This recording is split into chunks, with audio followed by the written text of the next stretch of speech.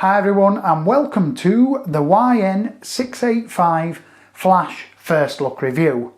If you remember in my latest 4-part flash videos, we have used this flash. I think we used 2 of them in one of the videos, but we've used this flash for the videos. For YouTube, obviously, for the flash photography part 1 and part 2. Just hang on. So what we'll do now is we'll take a closer look at the flash, and maybe if we get time we'll also take a look at the YN622N for Nikon.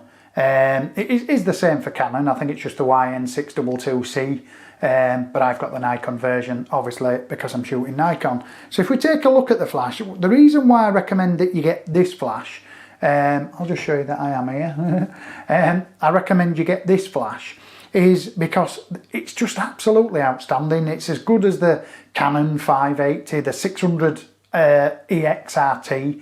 The build quality is not quite as good, I'm not going to lie to you, but I've not really broke one, and it works just as good for like £80.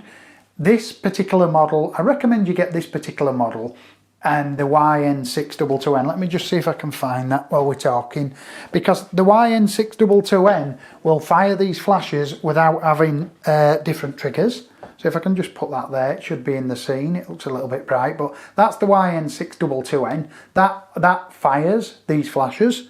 So basically, these flashes have a built-in trigger, so you don't need to start clipping triggers on all your flashes. All you need to do is turn them on, set them into radio mode, which I'll show you in a minute how to do, and we can control them from that unit. We can turn group A on, group B on, group C. We can have a group in ETTL or a group in manual, so you can have whatever you like. So that's why I highly recommend them. They work fantastic. It's never let me down. It's never overheated. It's just a really, really good flash.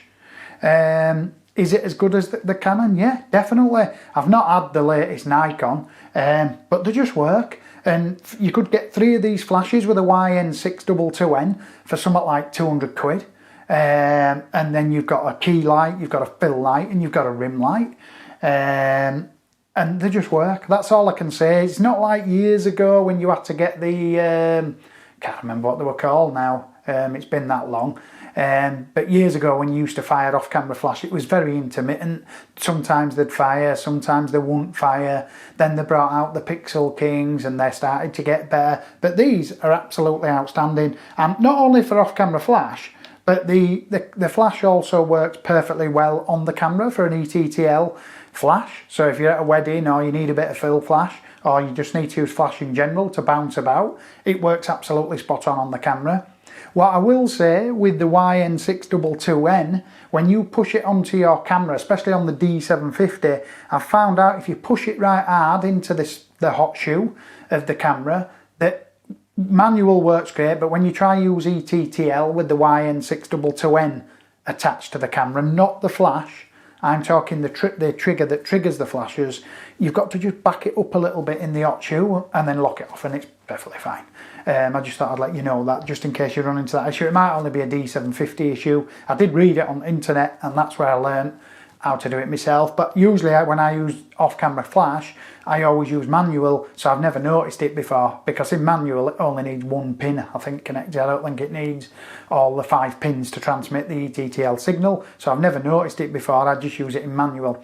So there you go. So the build quality on this flash is, sorry if I just knocked my mic then, the build quality on this flash is really, really good. The head rotates like all the normal flashes on the 600 XRT. We can do ITTL, is it ITTL for Nikon? Yes, we've got high speed sync. We've got all the built-in radio triggers. Let's just go and have a look at those radio trigger functions, if I can get in without popping my head in camera. Sorry, it's quite hard for me to do. So we'll hold the mode button and you'll see we've got radio off. So I'll turn radio on, and there's the first for the 622 triggers. Then we've got the 622 radio triggers, which is what mine are. Then we've got the 622 master slave. And then we've got the, sorry I'm struggling to see. Then we've got that function, and then the radio off. So what I'm going to do is I'm going to turn it into 622 radio slave. And what that should do now, well no, not what that should do. If I now turn on this trigger here, we should get a link button in a minute, which will link it. There you go. Can you see how it went? Watch. Now, and it's telling you, I'm in manual and I'm at 128th power. If I go turn the flash up to 64th power, we'll now do a test. And you'll see on the back of the flash that we've gone to a 64th power. We can now go into group A, B or C, but we can go into group A, we can press the mode and we can disable the flash so the flash doesn't fire at all. Then we can go to ATTL or ITTL, we can go to manual, and like I say, we can disable the flash. So let me just turn that off, sorry guys. That's why I highly recommend this flash, because you don't need a trigger. Basically, it's just the flash on its own. You don't need any triggers. And also, I don't know if you know this, but this flash itself, I'll just turn the radio mode back off. So we're pressing hold the mode. And we'll turn that back off. Now we're in manual. I'll press mode again and we're in multi-stroboscopic. Press mode again and we'll go into TTL.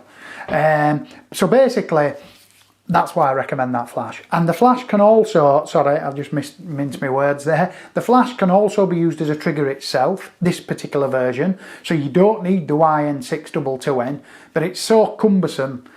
The YN622N is so cheap that you really want to get it. It's so cumbersome to use the flash and piss around with the flash, but the flash can do what that trigger did, what I just showed you. But I don't recommend it, but it's personal preference. So yeah, so we'll just have another quick look through this flash. We've got your flash exposure compensation here on the right. We can turn the flash up in third of a stop increments. We've got the high speed sync also. We've got the test fire button here. If we press this button here and hold it, we're using the zoom. And then we'll just go to 24mm, 28mm. 200mm, so we can go all the way to 200mm, which is pretty good. It's exactly the same as the latest Nikon and I think the latest Canon. If we press and hold this button in here now, we will go into the custom function menus, which I'm not going to go through in this video. We'll just turn them back off. I'll just reset the flash by the way when we've done that, because we're not done now. You've also got on this flash, which I really like, you've got a lock button.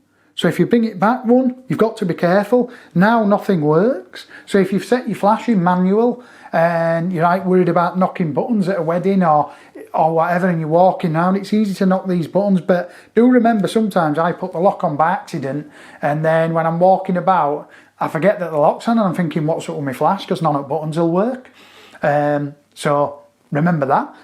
So yeah, I think I'll end this video now. I will put a link into the description on how to use flash, and I'll also put a link on my 4 flash videos that I did with this flash, and I will also show you how to use in a separate video the YN622N to control it. We're not actually going to use a video to do it because I have used this setup on all my flash photography 4 classes on how to use flash and mix it with ambient light. And to be fair, the video that I just showed you there, turning the YN622 on, really shows you how to use it anyway. It's a very simple trigger to use. Right, thanks for watching. Please comment and subscribe.